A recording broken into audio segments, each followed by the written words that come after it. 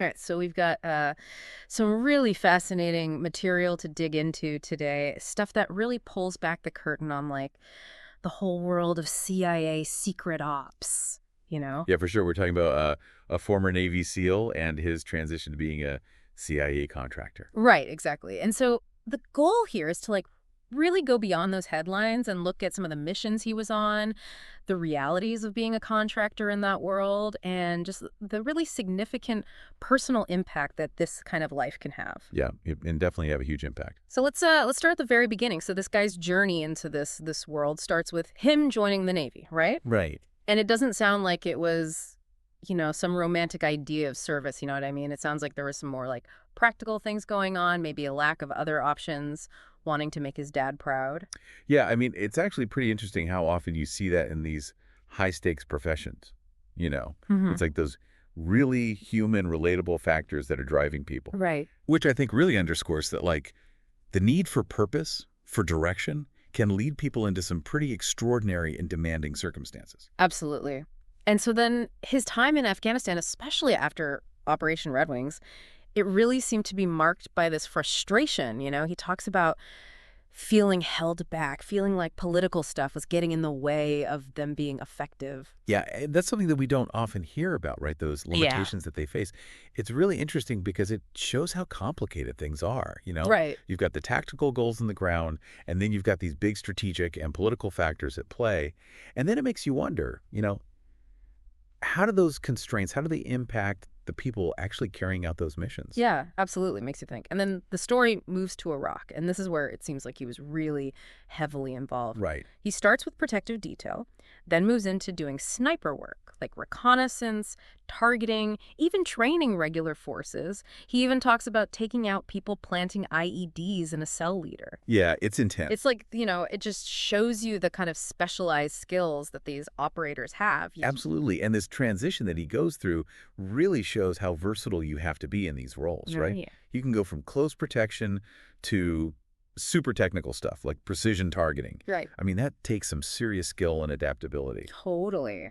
And, when he talks about his successes, it really brings home just how real, how lethal those conflicts are. Yeah, yeah, you're absolutely right. And one thing that really got to me was how different the civilian reactions were in Iraq. Oh, He yeah. runs into some people who are obviously supportive, even give him intel, but then others in more hostile areas are a direct threat. Yeah. And it's Oh, like, yeah. man, it's a good reminder that these conflicts aren't, black and white, good guys versus bad guys, right? Exactly. It's so much more complicated than that.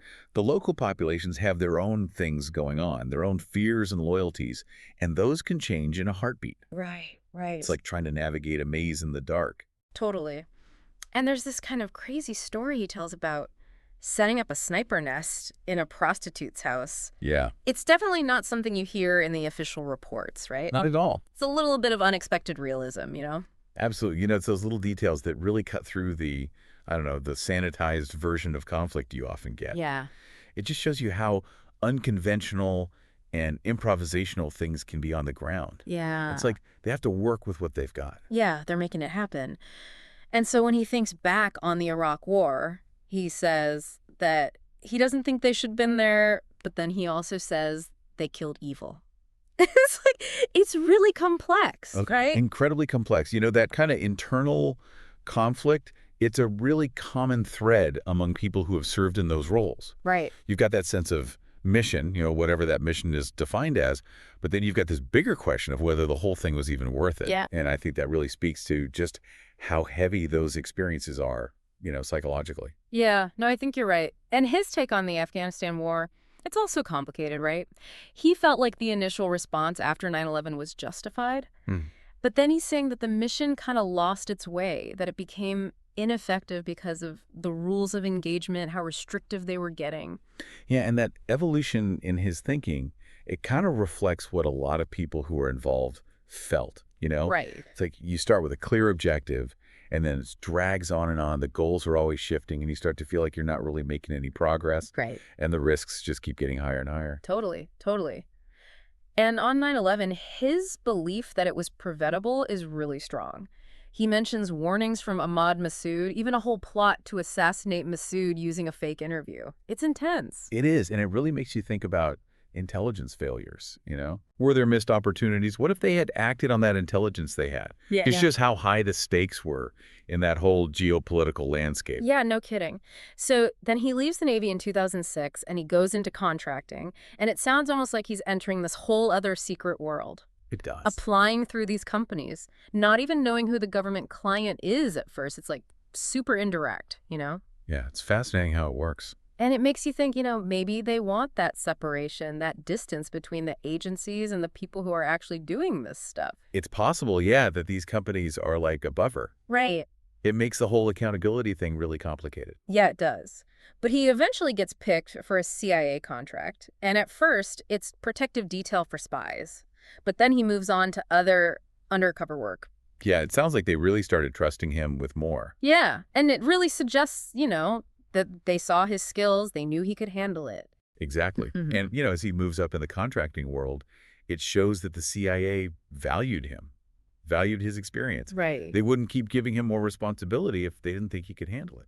Absolutely. And the way he describes the whole business model of contracting, it's really eye-opening. He compares it to like a general contractor hiring subcontractors, Blackwater, SOC, these kinds of companies, and then the CIA is at the top. Yeah, that's a really good analogy, right? It helps you understand how the money flows and how these private military companies are so important to the government. Totally. And then there's the reasons why the government uses contractors in the first place. They're cheaper than regular military, no long-term commitments, easy to cut ties, and there's that whole plausible deniability thing. Yeah, it definitely makes sense from a strategic standpoint, but it does raise some ethical questions about accountability and oversight. No doubt, no doubt. And then we get to the part about him doing anti-piracy work in Somalia, which, get this, he describes as often being boring. Real- Yeah, even though it's obviously dangerous, right? It's like this weird contrast between the potential for crazy action and then like just a lot of waiting around. Yeah, I bet that's psychologically tough. Totally. You're always on edge, but then nothing happens for long stretches. Yeah. That's got to take a toll. No kidding. And what's interesting is that it's after the anti-piracy stuff that he gets recruited directly by the CIA. No more middlemen. Wow, that's a huge vote of confidence. Right. They must have really trusted him by then. Absolutely. And then there's this crazy twist. He gets arrested in Miami for petty theft, like right before the CIA reaches out. Seriously. Seriously. And it sounds like the CIA knew about it, like they saw his mugshot and everything. That is wild. I mean, it just shows you, even these guys operating in these high-stakes worlds, they're still human. Yeah. They make mistakes, have their moments. And the fact that the CIA knew about it, it makes you think about how they vet people. No kidding. So where does the CIA send him for his first direct assignment? Yemen. Right back into the fire. That's no surprise, right? Not really. When you've got experience and you're Yeah. willing to go to the most dangerous places, that's where they're going to send you. Makes sense. But now the conversation shifts to his life after the CIA, and things get pretty intense. He talks about this culture of extreme partying in the military, especially in Medina, Colombia. Yeah, that's not uncommon. Right. It's like after all that stress and intensity, they're looking for some kind of release. Exactly. It's a way to blow off steam after being in those high-pressure situations for so long. Totally. And so after the CIA, he ends up back in Colombia and sets up this whole cocaine network. And get this, he's not doing it for the money. He's doing it to chase that adrenaline rush. Oh, that's heavy. I know. It's like, he's become so used to that kind of life that when it's gone, he'll do anything to get it back. Yeah, and that's what makes the transition back to civilian life so hard for a lot of these guys. Right. They crave that intensity, that feeling of being on the edge, and sometimes it leads them down some pretty dangerous paths. Yeah, absolutely. He even talks about some close calls, realizing that the federal police were watching him. That's what made him leave. It's like he was teetering on the edge, right? Yeah. He needed that adrenaline, but he also knew he was playing with fire. Totally. And it's not just Colombia. He goes to other dangerous places like San Pedro Sula in Honduras. It's like this addiction to risk. It's a powerful pull, and it really highlights how much his past experiences were still affecting him. Yeah, no doubt.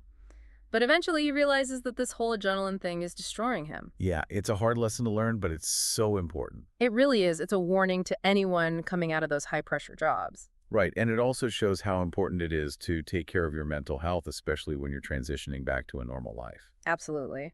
And so his journey takes another turn. He starts focusing on recovery, and he gets into psychedelic therapy. Well, that's interesting. He goes home, talks to his parents, and starts looking for help.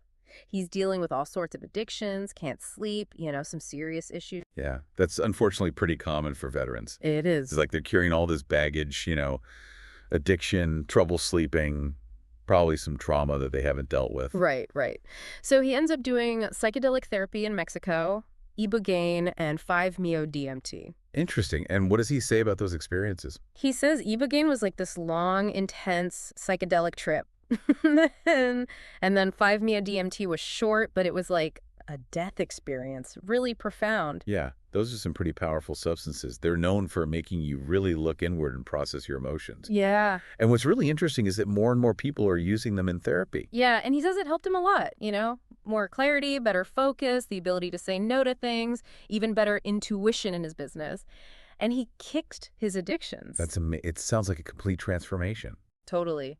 And he even talks about the science behind it, how it disrupts the default mode network in your brain, how it can help with neuroplasticity.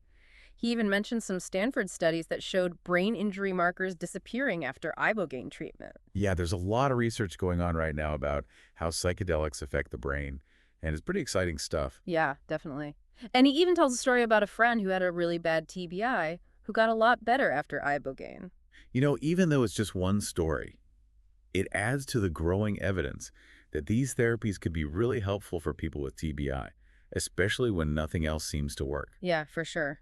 And his stance on the legal side of things is clear. He thinks psychedelic therapy should be legal. Yeah, a lot of people agree with him. Yeah, he really believes it could help veterans who are struggling with addiction, TBI, PTSD, depression, anxiety, all of it. And, there's a whole movement now that sees psychedelic therapy as this really promising way to help veterans with their mental health. But the laws are still a big problem. They are, it's tough. And finally, he talks about how important it is for veterans to find a new purpose in life after they leave the military. Right, because their whole identity has been tied to serving. Right. Exactly. And he thinks psychedelics could help them with that, with figuring out who they are now. Yeah, because those kinds of experiences can really make you look at things differently, Hmm. you know, help you find new meaning. Yeah, I get that.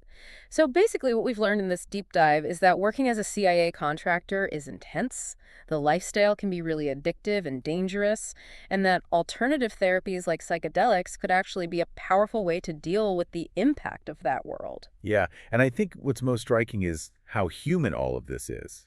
Right. It's easy to get caught up in the big picture, the geopolitics and the covert ops, but there are real people behind all of that, and they're making huge sacrifices. So for you listening, here's something to think about. We've just peeked into this secret world, the world of intelligence, and the personal struggles of those involved.